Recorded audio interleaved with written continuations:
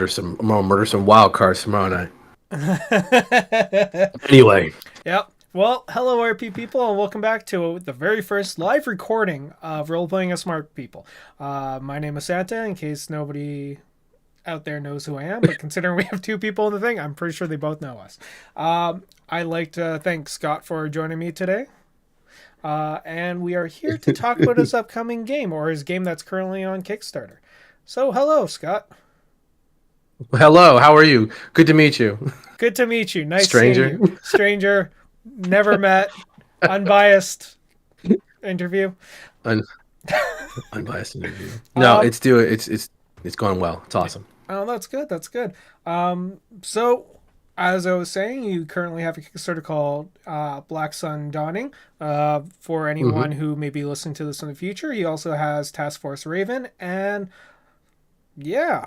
All right. So before we, I know I'm right now a little bit thrown Other off. stuff I'm to like, it's remember. live. Other It's things. live. I feel like You're fine. remember the first like 5 episodes of the podcast when we were throwing that out there, and I was Yeah. just yeah. Yeah. But Yeah. Yeah. anyways, No, it's so good. It's good. and it's so weird interviewing you. So before we get started, why don't you tell us a little bit about yourself, Scott, and a little bit of your tabletop history? Okay, so I am a 27-year active duty military member, which is always fun. It's always weird saying veteran owned because it's not really a veteran owned company. I'm active owned, but my wife is a vet, so I guess technically it counts. Serving in the Navy, and I have been gaming since 1982. And I started with the basics, and then I used to hate anything not D&D, and then I discovered there are other games that are in fact other better than D&D. I will say it, and just kind of went from there. And then I always wanted to tinker with design. And when I was a kid, I basically did what a lot of OSR people do. I know I'm already starting off with the rough. Basically, the OSR people will take D&D and just reword it, and then add like one thing to it, and be like, "Oh, I made a new game."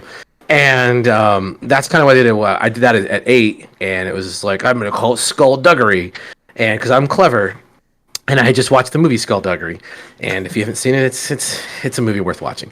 And so that was it. And then I just kind of played and played and played, and I always was like most people, I tinker with world design, tinker with character design and setting design, but it was a lot of it is usually like, well, let's play Savage Star Wars, let's play I don't know, D&D Buck Rogers, things like that.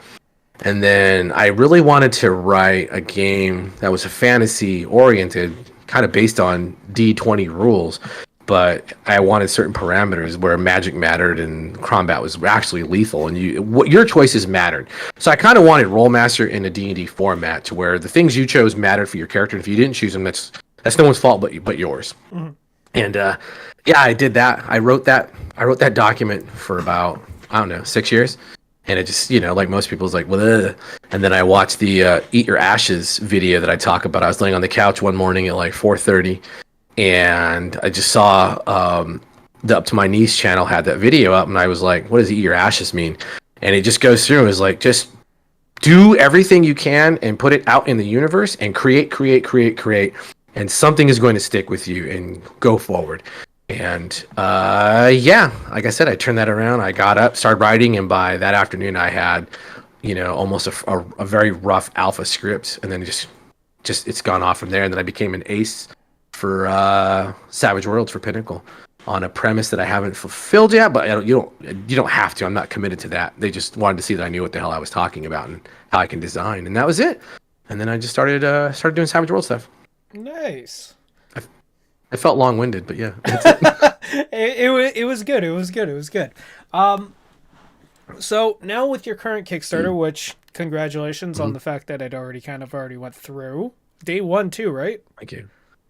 Yeah, within 5 hours it funded, which was a shocker because I was like, nobody wants to play science fiction, sci-fi, fantasy. Oh, apparently people want to play sci-fi, fantasy. Yeah, apparently it's a lot popular. So, why don't you give us an overview of the setting?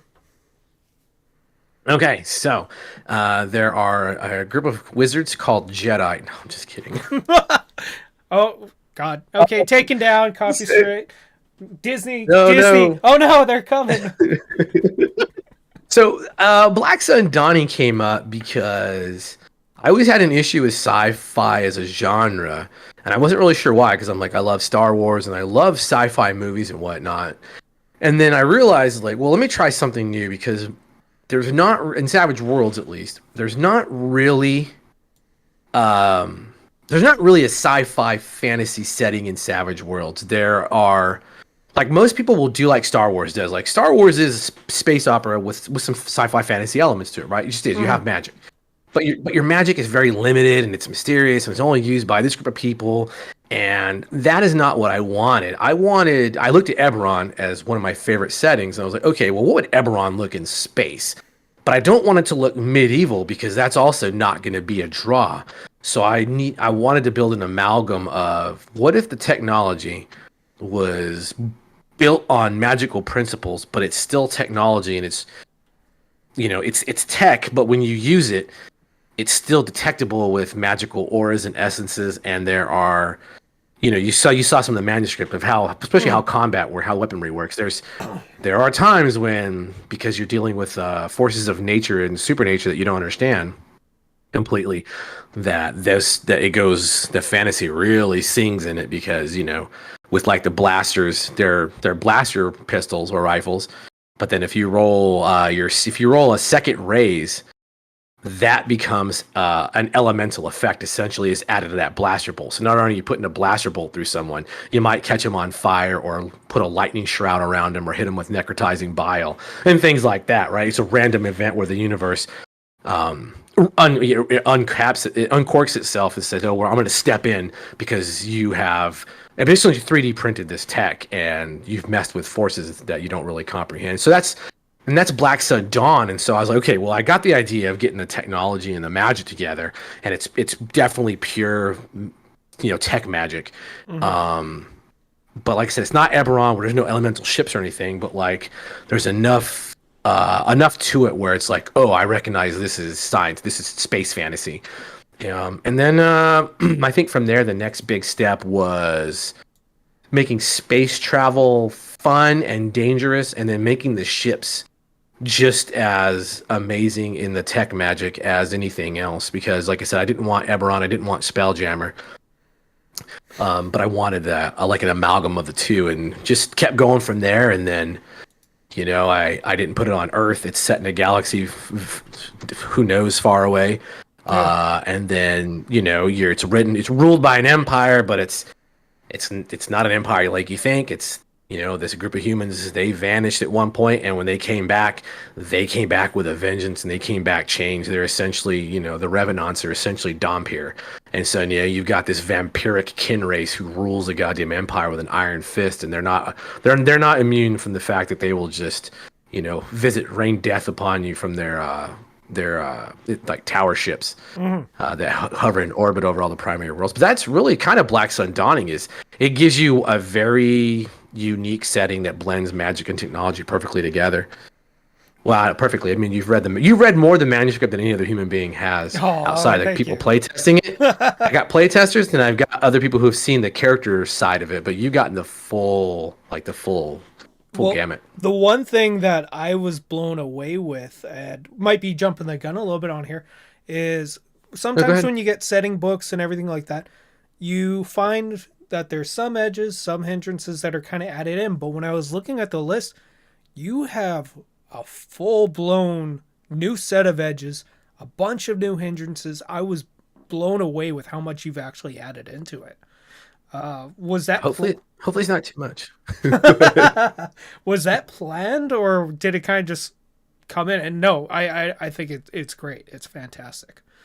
But did you plan for that? Part of it is I don't plan for as many as I always do. Like Raven ended up with a lot, but I kind of knew I would need something special for Raven. Mm-hmm. But with this, I was like, oh, okay. And once you get started, you're like, oh man, because you got to think like, okay, well, there's gonna be a character who all they want to do is be the ace, and they're gonna be an ace fighter pilot, and that's what they want to do. And so it's like, okay, well, they're gonna need more edges than just the stupid profession edge ace.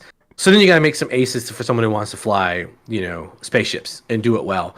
And then I'm like, okay, well, then you're going to have people who want to use magic. And like that was, the magic ones were really fine tuned. And they're still getting fine tuned a few things because there's things cropping up. But yeah, I didn't plan all of those, but after I get going and I realize, well, here's the things that need to work, then it's just like, oh, I have no choice. I'm gonna have to put this in here. And the hard part is going back and being like, oh, like I've got a parkour edge, Yeah. but really, it's it's kind of same as another edge. And I've been asked that before about Raven. Is like, well, it reads kind of the same as like, there's no difference between this edge and the edge from the core book. I'm like, mechanically, no, but that's my biggest irritant point is, okay, I don't give a damn about what you think mechanically the edges does. You're correct. But if one edge says parkour and one edge says, I don't know, walk on difficult terrain, those are two different things in my role-playing mind, because one, they clearly spell out the intent of the edge, if that makes sense. And I don't know if it matters to gamers, because most people are going to look at the mechanics and not give a damn. But for me, I'm like, no, this is parkour. I clearly jump around and say, parkour, as I go off of things. Well, who doesn't say So that? I don't know. Yeah, but I have trouble not saying anytime I'm jumping over something hardcore parkour. It's just such an addictive exactly. thing to say. I don't. Yeah. Exactly. Yeah. Exactly. Yeah, man. So, when I was looking at the game, for one, I started getting some hints of inspiration from different, I don't want to say settings, but almost like real world mythology. And I'm wondering if you actually did input any in. Before I make an ass of myself, I'm kind of wondering where you kind of grabbed it from. Nope. 100%. So yeah, you're not wrong. Here, let me ask you a question. I'm going to interview you now. Yeah. Can you give me one thing that kind of breathes of real world mythology, and I'll explain it, and I can explain everything. Well, when I was listening to it from an app, and I was nice. Yeah, I might pay for it. They have Snoop Dogg. But anyways, I was starting to get hints of either like Greek or Roman mythology, just like little hints of it. I don't know, maybe it's just because you use Titans and I was like, okay, I kind of sense a little bit here, especially with the Titans vanishing, the Titans popping back up, and I was wondering, am I even slightly right? And by your expression, I don't think so.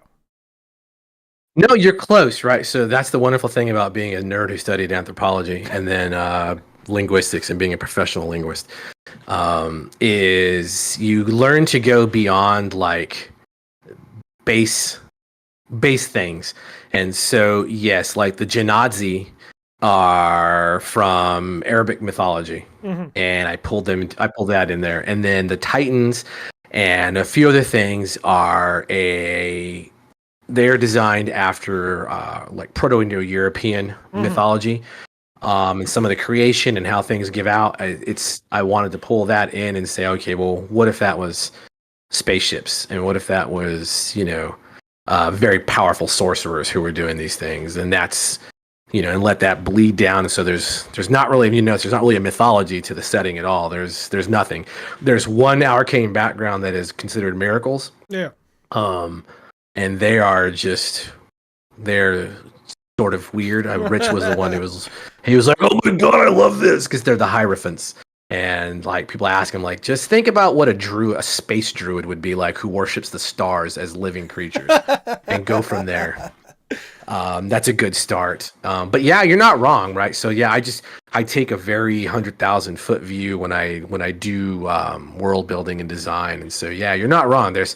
I'm glad you can feel the mythology in there, because yeah, it's being pulled and strengthened in little strands here and there, but from a very high level. Yeah. Okay.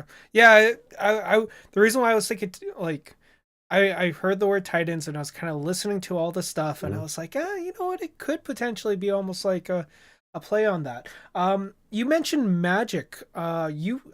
Looking through it, it's kind of hard to point out one specific one, because they're all kind of you really changed up magic, and you reworked it to your own style, which I think is magic actually has a risk to it. I think that's the best way to kind of put it. Yeah. But do you want to highlight one of your magical edges? I'm so curious. So you talk about the arcane backgrounds? Yeah, the arcane backgrounds. That's it. Okay. So what we'll do, I'll name them, and then you or someone in the chat can be like, "Oh, I want to hear this one." So there are the Hierophants, which again are your star druids.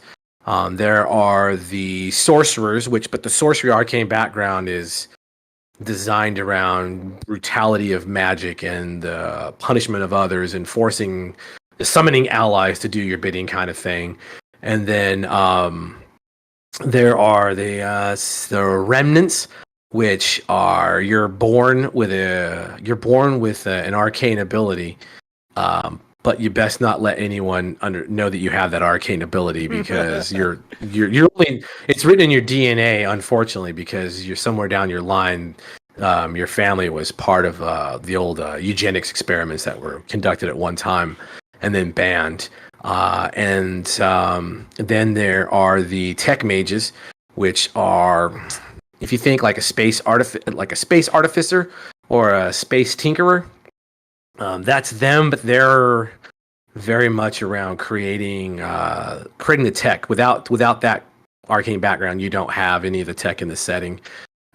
Sorcerers can't do it. And then you have the last one is the weirdest one, because it's the Hexaficer, but they're the one arcane background. They don't actually have powers. They have a minor amount of power points, but what they do is they are the ones who build all of the tech that isn't weaponry or protection or starships, gates, things like that. So the Hexaficers, because everything in the world is designed so, like the cup of water I'm drinking, a tech mage doesn't make this. A tech mage might compile it, which is their compilers are like a 3D printer that blends in elemental magic and then a special material, like an ore. And so they print all this shit into stuff, and then they have to expend energy to do it.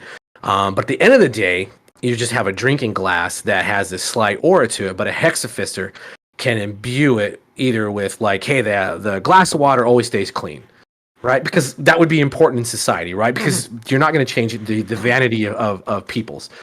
But the Hexafisters also have access to an ability called Mosaic, and they can create mosaic like powers of a device. So this glass of water is now, you paid me, so I don't know, say 500 credit, and the glass of water refills on command. Oh. Right. So that's how the Hexafister works. So you're not out there casting spells, but you are out there doing interesting things and being able to, and they can create devices on the fly as well that do these mosaic functions. And the mosaic functions are very minor, but if you play it right, like they can create a communicate device. So you could literally create a device that one-time use and sends 5 words anywhere in the known galaxy. Yeah. And so go ahead. I was going to say, it kind of reminds me of what's that one cult in Mage the Ascension? The ones that are all about technocracy or technocracy. That's it. Yeah, technocracy. It reminds me of that, but almost a more not so evil. Yeah, they're not. None of it is really evil. Even the sorcerers, I said, the sorcerer magic is just real powerful. And that's where you get your raw spells from. Where everyone else has this very limited scope set. Mm-hmm. But yeah, the tech mages. I mean, they are. Everyone is what they are. There's no alignment in Savage Worlds. So how you play it is how you play it.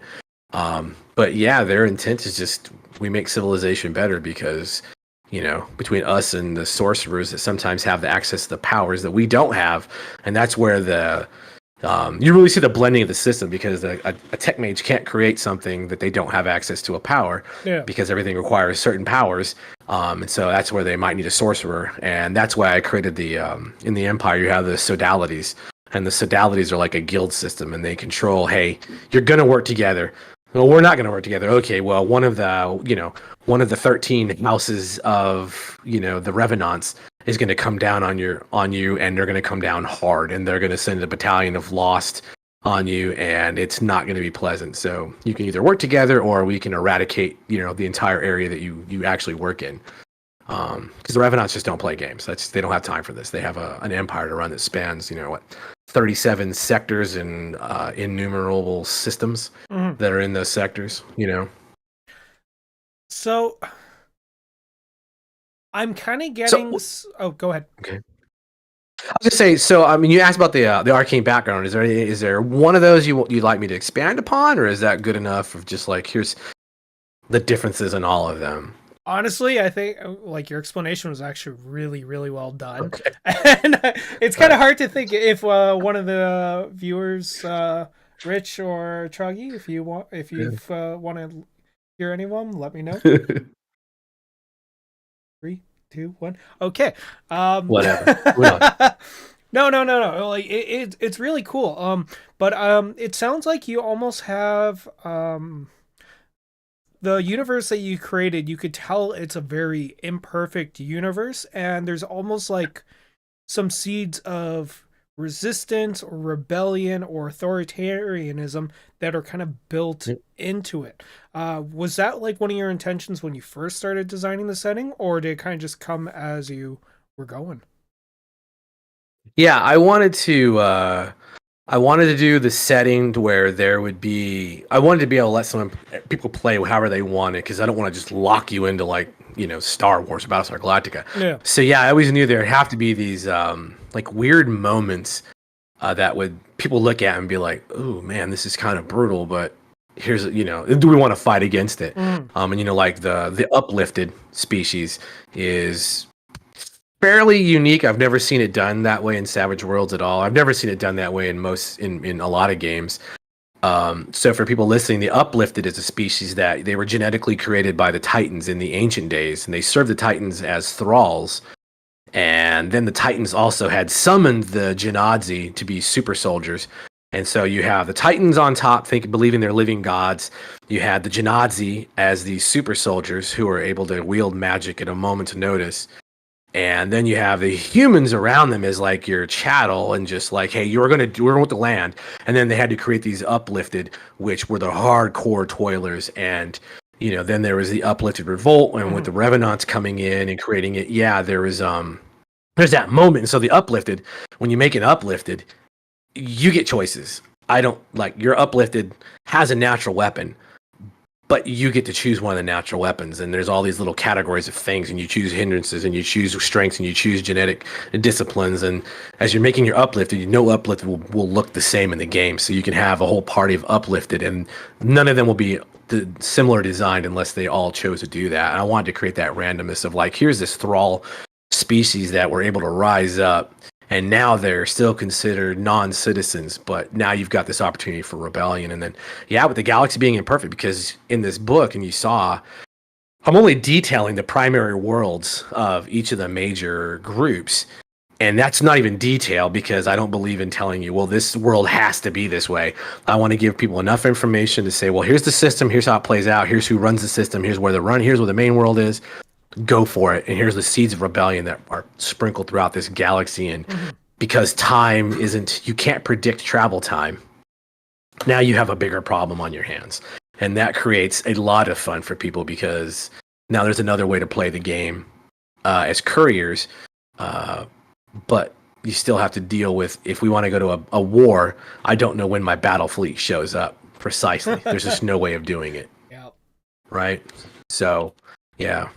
So, one thing I've noticed, and this is kind of a theme throughout a lot of your games, is you tend to have a focus on a mechanic that you either think you can do better, or a mechanic that you want to put a little bit more. What's the best way to put it? Make sure it's a little bit more front and focus. And when I say that, with Task Force Raven, you wanted to put encumbrance as something that was actually important instead of something that was just put to the side. So just from my own past experience with your games, what did you kind of do to highlight maybe a forgotten system in your current game? Ooh, so Black Sun Dawning has an interesting problem. Well, it's interesting to me, but I said all the tech has an arcane background to it, right? So there are also, that means a dispel power or grenades that are tech grenades with dispel power built in will turn off your stuff. They are not immune to dispel. And so that creates a problem. The Shadakar is a race, or the Shadakar is one of the species you play, but they're not of this plane, and so a banish power works on a Shattenkar. And so that's what I wanted to do, is I wanted to make this ubiquitous galaxy with magic all throughout it, but with everyone understanding like the unpredictability of magic, like with travel, with how things are made. Just because you design a new blaster pistol and produce it, there's no guarantee that it's going to come out normal. And that's that a tech mage still has to make some skill rolls on that. And then being able to have someone be like, we're in a major battle, but there's a sorcerer on the battlefield. Okay, well, a sorcerer can cast bolt. No. The sorcerer can cast dispel.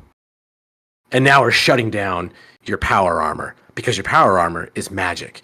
We're shutting down your guns. Oh. Right? We're turning off your starship's life support system. Yeah, and so that's the one thing I wanted to home in on, is like, I want magic to be terrifyingly ubiquitous, if that makes any sense. And I think you kind of solved a problem with a lot of other sci-fi, even cyberpunk games. You kind of almost made hacking super freaking cool and smooth. I'm glad you liked that section. Yeah, that was a redo, and I was like, because you saw how the I don't even know how to start this. So hacking, there's a computer network, right? And it's the data fortresses control the computers, but it's of course magic. So, but those data fortresses are protected by an archivist AI. But you know that it's because it's Black Sun Dawning. When I say AI, I don't mean an artificial thing. Yeah. This is the intellect ripped from another living creature that is now imprisoned in these data fortresses, and it is compelled to protect what's in there. And so when you're going against this, you're going against a creature that is just filled with hatred for your intrusion, because it has no choice.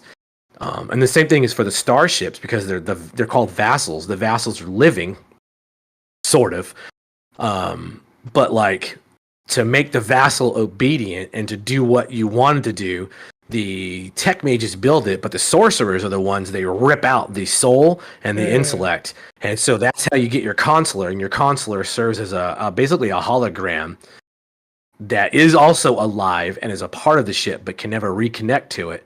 But they can serve as your AI for running sensor systems, and they can travel with you on the ship. But then the archivist goes into the ship's library to act as an archivist would, to protect the ship's data from everyone else. And but these parts of this vassal has now been split off, and they're living in an eternal state of torture, essentially, at the hands of magic. And that's why I'm glad that, I hope that came across with the hacking of, like, you know, it's kind of a weird when you're reading the archivist, but yeah, I wanted the hacking to feel like, oh damn, like this could be bad, real bad. Oh yeah, it came about, and I find there's also another theme that's kind of almost it's sprinkled throughout, but it's not in a way that is ham-fisted or insults the I guess modern day, like, you know, our present day kind of stuff, issues, and you handled slavery in a method that I don't think takes away from the cruelty of slavery in our modern world. Were you trying to, when you were designing this, were you trying to figure out a way to, I'm trying to figure out the best way to put this, just because it is a very sensitive topic. But were you trying to figure out how to almost pay tribute to the cruelties of slavery without making it seem just like a gimmick? Yeah, I kind of follow you. Yeah, so I like to. Some things are real difficult conversations, and not wanting to have it doesn't mean it has never happened, or it doesn't go away, or it doesn't still happen. And it's not like it's like, oh, I need you to read about this, but I wanted there to be, hey, you know, this is a thing that happened, and here are the end results of it, and some of the ongoing issues that can happen depending on where you are. But it's not like, I don't think it's ever, like you said, it's not really ham-fisted, or it's not beating you over the head. And it's not just the thraldom of the uplifted, because I wanted them to be like, hey, look, here's this entire species that are still struggling against, Yeah. just being different and noticeably different, right? Because that visibility is never going to go away from an uplifted uh an uplifted creature is never going to do it. And then you start pulling those strings and you start doing things like, well, there's different types of humans. Okay, but some humans are more equal than other humans in the Black Sun Dawn, right? Because there's essentially four, but the Revenants are above everyone. So even if you're a Revenant player character and you're just a piece of shit thief, you still are a Revenant and you're still recognized as a Revenant. Yeah. And that carries consequences, because sometimes a class that you come from, and talk about like economic class, can be more important in a setting, especially science fiction. You start blending this, and then you look at the Titans. They ruled the known universe at one time as living gods in their mind, because they are the source of sorcery as far as they're concerned. And now they are fallen on destitute times. Their great lodges are spread across their initial seed worlds, and no one gives a damn. They're just seen as these big brute creatures, and it's just like, okay, bro, you had 3,000 years. You didn't do anything with it. You were slow. And then the Shadakar, they just feel weird because it's like, you don't really belong. Just something about you. You don't belong on this plane of existence. Why are you so odd? And then and then the themes of letting your environment physically and mechanically can affect you in the game terms, and then and letting that be an expression of role playing, of like, if you're playing a null G human, you don't want to go to a world that has normal gravity or even heavy gravity. It's going to crush you, and you're going to be in pain, right? And then the same thing for heavy G humans. They don't want to be anywhere off that, and so I wanted to give everyone enough of those little real world issues, and then blend them into a way of like, hey, here's maybe a nicer way of kind of role playing through this and having conversations without getting weird about it or getting panicky about it or getting mad about it. It's just like I said, the living creatures are, especially sentient creatures, are horrific to one another. Yeah. And so in gaming, it really helps to have those kind of conflict resolution abilities, Yeah. I would say, for folks. So No, that's it. It's honestly, it is a very, very hard topic to tackle, and I think you did it in a way that doesn't insult. I think that's the best word to use. that's cool. Yeah. I appreciate it. Yeah, no problem. Like, I think the uplifted are cool as shit, man. When I was going yeah. through the uplifted making them, I was like, man, this is endless. Like, there's an endless variation of these creatures that are specifically designed for things. I'm like, this is so amazing, because you can see like, what was this creature designed for? Oh, well, he has this. Okay, awesome. Now I know what this creature's genetic line was designed to do. Yeah. No, Yeah. when I was reading through, I kind of stopped on the uplifted too, and I was like, oh yeah, I can imagine myself playing that one. I could definitely imagine And like I myself said, playing that one. I've never seen that kind of character creation done in Savage Worlds before. Yeah, you've. I feel like you've tackled on this one a lot of different. I don't want to say issues I've had with Savage Worlds, but things I've almost wanted and missed out of Savage Worlds. And I'm not just trying to blow like smoke up your ass. When I was looking through it, like, No, yeah. Yeah, you know me. Usually when I hear the word fantasy, my eyes kind of just start to glaze over. I'm not a huge fantasy person, so to be honest, I wasn't really expecting what I actually was reading, and that's a good thing. That is a good thing. But Oh man. yeah. Yeah, I think What else you got? What we else you actually got? What else you powered got? What didn't you? we powered through the We did. questions. What don't you like about the setting? Or what, hit me with something. Because everyone will be like, oh, it's a shill. They're grifting. No. If I'm being 100% dead ass honest, Yes. what I'm not a huge fan of, and I'm not a huge fan of the name. Oh, yeah. Yeah. That's kind of, I'm tracking. Yeah, that's just kind of my own personal opinion. Besides that, I only received it, was it 2 days ago. I wasn't able to go through too much of it. I was able to glance through most of it. I did really like the feel of it, the concept of it. I think you've tackled a lot more when it comes to fantasy combined with sci-fi than I honestly was expecting. Really wish I could say something to not sound like a shill here, but No, that's fair. what I was looking at, I really did like. Uh, Nice. oh yeah, You're not wrong on the name. yeah, I see, Rich. Give me one. You're not wrong on the name. I like the evocative nature of it. Naming shit is real hard, right? It really is. Task Force Raven was easy. Neon Blow has actually took me time to because I'm like, what sounds cool? But this, I was like, yeah, but it still feels like it's the name of a novel instead of a setting. yeah. Yeah, I'm tracking. I'm just like, ugh, damn it. But it was the most evocative thing I could get. What does Rich want? Uh, Rich Finder says, "What part of the setting are you the most proud of?" And to be honest, yeah, Oh, that's a hard one because I think you answered it like four different damn. times at four different subjects because it sounded like you really were I excited. That know. was one of my questions. I'm not gonna lie, but I was just like, I think he touched that. Oh, I Finder also yeah. likes the name. Ah, of course he likes the name. Yeah. You guys get to see a lot of stuff I do in advance. Which is what it is, right? Because I trust you guys are very honest. The most proud of, but I do like a lot of the. I'm very clever, and I know it's legally so arrogant. I was like, but I am clever. I'm a clever bitch when You it comes are a to things clever like bitch. this. It just is what it is. Most proud of, damn, I don't even know. Like, I think really it's just the overall.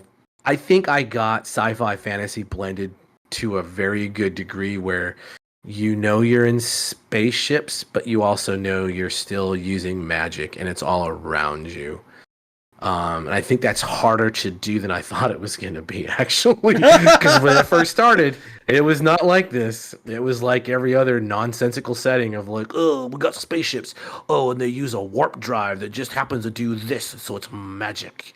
And it was like, no. And then we were testing it, and I think it was Rich or someone asked me a question. Because Rich has played in a setting early on, and someone asked me a question, and that was about the I forgot what it was about, and that really just took me down the road of like, no, no, no, no, no, this has to feel so different, and then hence like you got all this weird stuff, and there's not even any mundane tech in the game, to be honest. Like, I think even a section there is like, hey, if you see something in this core rule book, awesome, but it's not mundane, it's still made through magical means. You have to understand that. And I'm not talking about your flashlight doesn't cast spells, but your flashlight registers as an arcana device.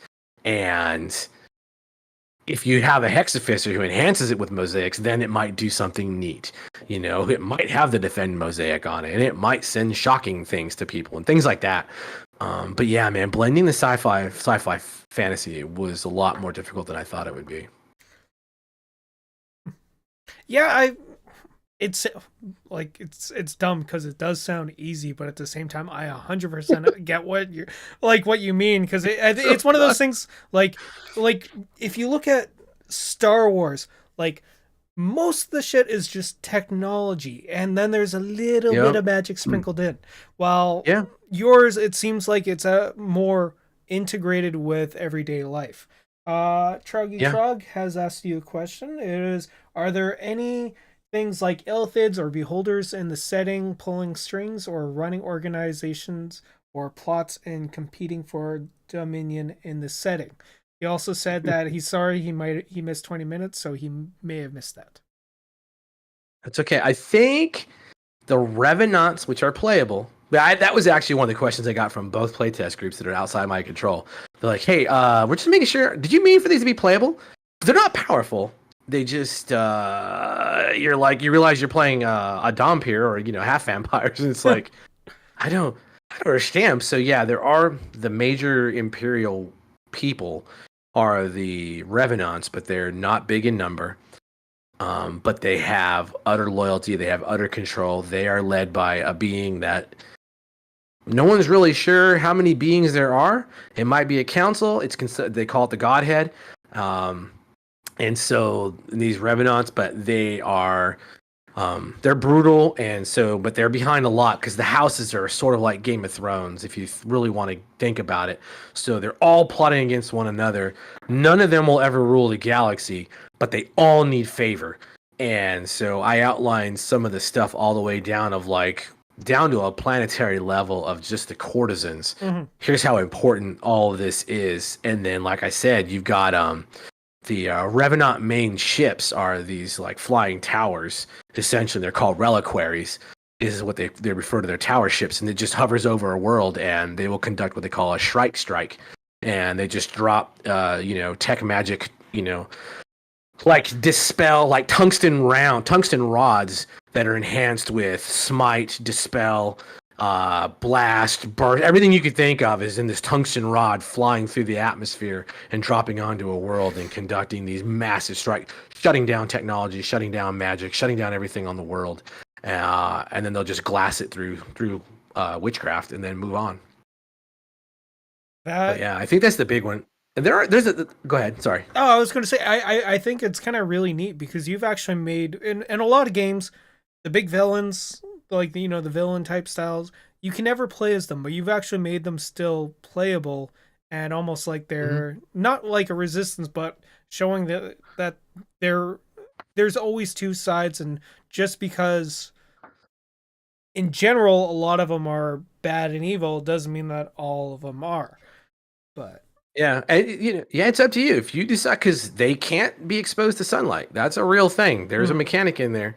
When they get exposed to sunlight, there are consequences for that. And so when you're in full ninja running around and people are very aware of what that means, you become a target for kidnapping, assassinations, all sorts of terrible things. Now I will say for Chog's point, and I know you haven't had the lot of document now. There are whispers that there is a region that is dark space, and this dark space is essentially bleed over from a necrotic plane, and there are beings that dwell inside this necrotic nebula that are pushing themselves out slowly, and they have cults that are dedicated to them, and that want to bring them to the forefront of the galaxy. So there is that. Yeah, we'll leave it there. That's cool. Finder asks, is there an aspect you put a lot of work into that you feel may be overlooked due to its understated nature? Now, Finder with all the best questions. Ooh, man. A lot of work, maybe overlooked. I wonder if he means like overlooked at how much work went into it. No, I think that's what it means, right? I don't know. Yeah, like an aspect that you put a lot of work into, but just because it's more of like a background mechanic, people may not put full appreciation into. I think that's the best way to put it. Maybe how tech is made, because it still feels like, oh, so these guys just make magic guns. And I was like, no, it's not magic guns. They don't shoot bolt spells. They shoot particle accelerated rounds at you, but there's magic to it. And I think that might be like doing that was much more complicated than I thought it was ever going to be. Yeah. Just getting it to feel right and to make it matter, I guess. I don't know. He'll tell us if we didn't answer the question. He said yes-ish. Unless he was talking to Troggy on that one. I don't know. I don't know. Yeah. It's Finder. We don't know what he's thinking half the time. It is. No, I know. He'll be like, oh, come on, I'm so clear. He is clear. He's clear. I don't know sometimes. My brain doesn't work so good. No, that's fair. But there's a bestiary. The bestiary is not going to be huge. But like, I wanted there to be, because there's so many creatures in Savage Worlds, and if you don't draw on every stupid book that you have, you're doing Savage Worlds wrong. But I wanted to have some very specific creatures. I think there's 20 unique ones that I'm throwing in there. I don't know. I don't even know some of the words, like radiation dragons that are born from star flares and things like that. Yeah. What was it? Okay, Rich, so we answered it well enough. What would I be in the setting? Oh, man, that's a tough one. I think I would probably play either a Revenant sorcerer or like a Genasi kind of war witch. Just because I like the Genasi of, they're sort of elemental-based peoples. But they're just a little weird. I don't know. The Shadakar are like a big draw from the other groups that are playing right now, but I don't know. Yeah, you have. Okay, I got one other complaint, and this is 100% on me. I have trouble pronouncing half of them. Everyone does. Everyone does. That's the beauty of fantasy and science fiction. Just make things up and like, well, how do you pronounce it? I don't know. How do you pronounce it? It's like cool. And I thought about that too. And that's like you look at the Revenant houses are like, the House of Broken Lament instead of like, this is House Gryffindor. It's like, no. I'm a Revenant of House Broken Lament. I'm like, well, what the hell does that mean? I'd be like, well, what does it sound like it means? Like and every house is named this real vile thing where it's like, oh, death metal escaped into your people. What are you doing? The House of Mournful Tears. Like, what? You don't sound like a good people. Truggy wants to play a space turtle with a flat world dwelling on his back. Is that possible? You can't play a space turtle, but I mean, I'd kill turtles in a heartbeat. I think you need some turtles in the game. It's not a good game without turtles.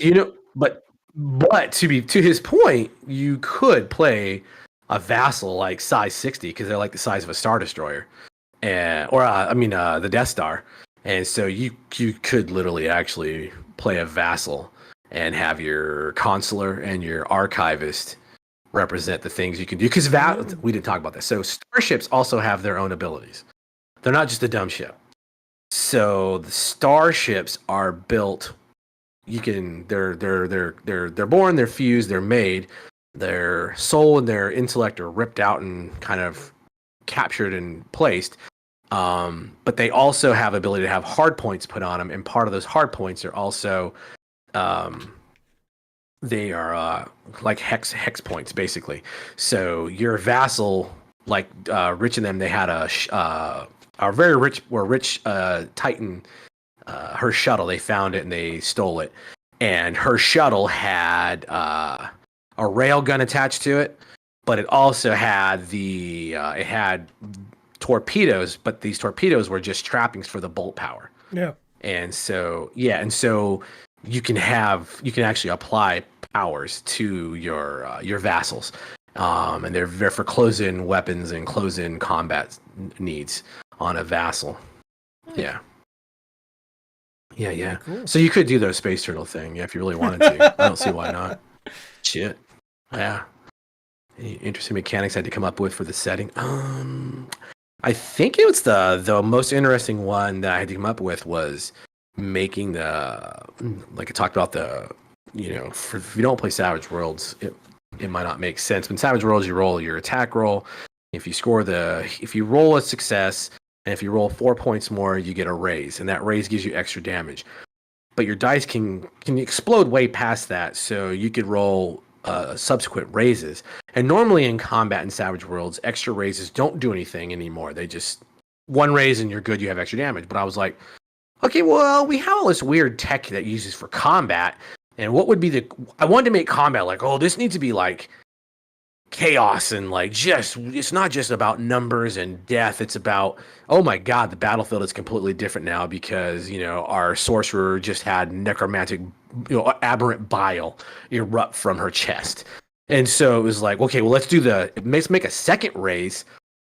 So if you roll say it's a 4 and 8 and you roll a 12 or higher on your shooting roll, for instance, or even your stat, your fighting or whatever it is, then that means you have brought into effect one of the elemental effects. And the number on that die, when you roll your bonus damage, is you're going to roll your 2 normal dice, and you're going to roll an extra d6 for damage.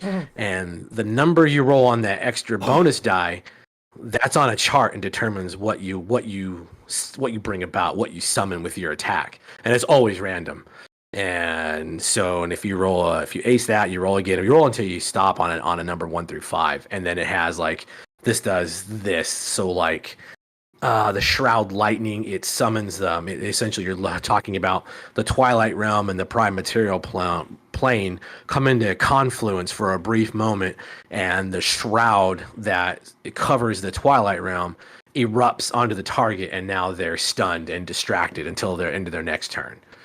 Things like that, and it changes the flow of battle so much because again, it's so unpredictable. Um, and I think that's a cool mechanic because it was like it feels and it plays so neat. Fucking Rich. I know, right? So, who is your favorite playtester? I don't know.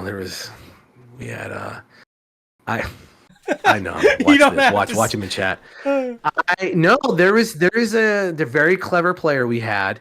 He made a summoner focused character who he had this golem. I'm waiting for Rich to type now. That's probably the best best playtester we've had. I like how we're both just sitting there waiting because we both know the topic. Rich has left the chat. Probably. Oh, probably. Probably.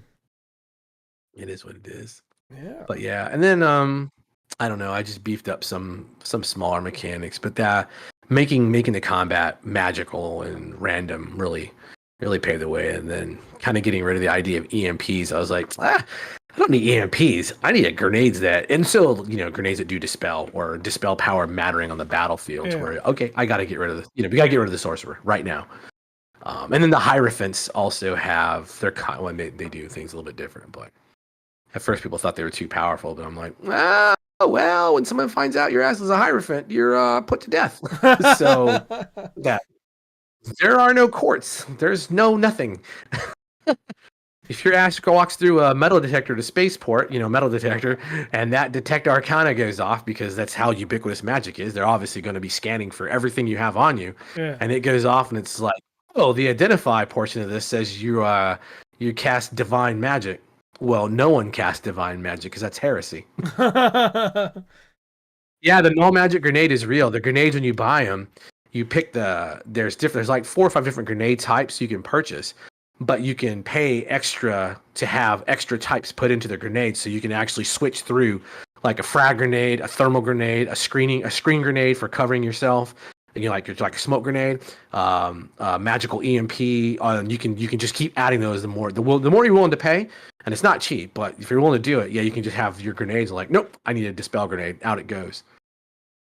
I know Rich wants to play Hierophant because he was overjoyed when he read that. Yeah, Rich would be a good Hierophant actually. He always plays the magic user though. Yeah, but the Hierophants are pretty cool. I'll say that. Oh yeah, no, they are definitely cool. Yeah, they're pretty dope. Yeah, I couldn't see it any other way. All right. Yeah. Well, I think if we don't have any more questions, we may be coming to an end, unless you got some shit talking. No, I can't think of anything else. I don't know. I'm super cool to see the Kickstarter doing so well, and then like a lot of repeat offenders from Raven and from Neon Blood. Like one of the folks who backed it at the highest level, which is me going to have to run a mini campaign for them. I've did that with Neon Blood, and like the entire gang is super excited. They're just like, wait, what? Nice. And they've all backed the game and stuff. So yeah, it's always nice to see like that level of like support. Nice. So, is it weird having almost like a little fan base? Because I remember talking with you, you even said that you went into a game store and you had people playing Task Force Raven. So that wasn't me. That was a buddy of mine. They were playing Neon Blood, and he was like, "What the hell?" And then I have seen a lot of people are playing. Well, a lot. Okay, 5 people are playing Task Force Raven, but they talk about it, and it's interesting to see, like in the Savage Worlds official channels, like, "Hey, we're running Task Force Raven right now, and here's what we're doing." And it's just like, holy crap, man! I made that. That's like I made it, and it's at least it's popular with 3 people. That's amazing. It is a good feeling though. But and then no, it's one of those very cool surreal moments of like, oh man, my ideas aren't totally stupid, and there are other people who at least like what I like. So I also want to play a half vampire space sorcerer. There's got to be at least one other. No, I'm kidding. Yeah. I do have one final question for you, and it's quite traditional. Okay. For anyone who may be listening to this who wants to either try and design their own RPG or wants to try and get into the industry, what would be one bit of advice that you'd give? Don't give up, but also don't recreate the wheel. That's the big one. Yeah, don't stop doing it because it's yeah. I know the feeling is like you have to get it out. It's I guess it's I talk to my daughter. She's an artist, and she's like, yeah, it's you have to get this out because it's going to drive you crazy until you do. But when you're doing it, look at look at the thing that you love and think about what it doesn't do and then make it do it, but don't just shadow dark it where you're just sexing up the Black Hack 2 second edition and ICRPG and calling it something new. Like really focus on something that makes a difference to the table and go from there and you'll be fine. People will be attracted to it because like I said, if I'm thinking about it, other people think about it, and the same thing goes for anyone else. If you're thinking about it, there are other people who are thinking the same thoughts, but they just don't want to do it or can't do it. But yeah, by all means, just get it out there. Get it out. Get it on Drive Through RPG. Don't wait for like I don't know. Don't be demotivated. Don't look at the stupid star reviews because you're gonna have haters who do all that stuff. Who cares about that? Just you can look at the number of times people grab it or what they're discussing it, and then go from there, and then just you can keep going from there. I don't know if that helps or not. No, it definitely does. It does. I think that's yeah, you can't stop. I've heard a lot of advice, and that one definitely rings true. Yeah. One last question from Finder, which I was going to ask you in private. Will you do the one-on-one with Santa jingle? I don't know what that is. What? At the beginning of I had to pretend. Oh, you know what the? Oh, come on, we've been talking for how long now? If I am not going to insult our audience, maybe Rich, but I will not insult the rest of the audience by making them think that we don't know each other. Come on. Okay, I know. Everyone's like, wait, these guys are on the same podcast together. Correct. Correct. With a shill network. Yes. Chilling away. Yeah. Wait, what do you want to do for the jingle? Okay, well, I was going to say that you can send it to me. The jingle is one-on-one with Santa, but for Rich, you have to do it here too. Okay, you ready? Yeah. 3. Do it. Countdown. 3, 2, 1. One-on-one with Santa. No, you're not in this. Why can't we do this on 3? Okay. Okay. 3. You see? Wait. Where's my fingers? There. 3. Hands in, bitches. On 3 or after 3? I'm quoting Pitch Perfect. Okay. Okay, let's do it. Let's do this. Okay. 3, 2, 1. One-on-one with Santa. Come on, you got to do it. I was trying to, but you're late. I did the 3, 2, 1, but you're late. There's a delay. Okay, well then do it the moment I say 1. Okay. So, okay, 1. Okay, you do it on 1. I'll do it after I say 1 because I can't do it while I'm saying 1 because that's impossible. I'm not late then. Go ahead. Okay, 3, 2, 1. One-on-one with Santa. Oh, if you didn't go so fast, we would have had that perfect. Yeah, but it's still good. Good enough. Oh my god. Anyway, Rich has a question. His wife still loves TFR. Yeah, that's a surprise. We had TFR is so well done that we had a non-gamer. She continually wants to play a game where she gets to murder monsters and shit with machine guns.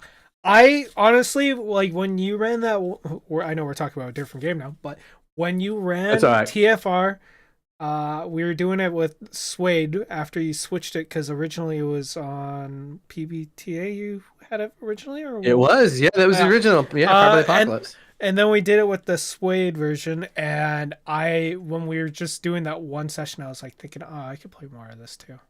That one was actually a lot of fun. Yeah, well, whenever we get a chance, that'd be great. Because pretty soon, my life is changing, and there ain't gonna be a lot of gaming involved. No, or a lot of writing. Hopefully, you'll be able to still come and chat with us. I hope so. Yeah, it's getting closer. It's getting real. So this might be the last Scott product too for a while. Black Sun Dawning. So, no, such is life. Yeah. Anyways, folks, I hope you enjoyed this. All I had good. a great time. Thanks for joining us for our very first stream, and hopefully we'll get some more done. I do want to get some. Yeah. Yeah, we before you leave, we got to play Solastra. Oh yeah, yeah, I'm pretty sure yeah. Troggy was You have to another do that. person who was saying about it. So if we could do a Yeah, live it's a stream fun game. with Finder, because I think he picked Oh. it, Troggy, me and you, and I can have it put up He did. so that like I'm not gonna put our faces because we're ugly, so it don't really matter. Yeah. But we'll have the Right. we'll have the video. We can just be shooting the shit while it's happening. It'll be great, perfect, fantastic. Yeah, 100%. That'd be cool. Yeah, I love There we it. go. It's done. Date. All right. Anyways.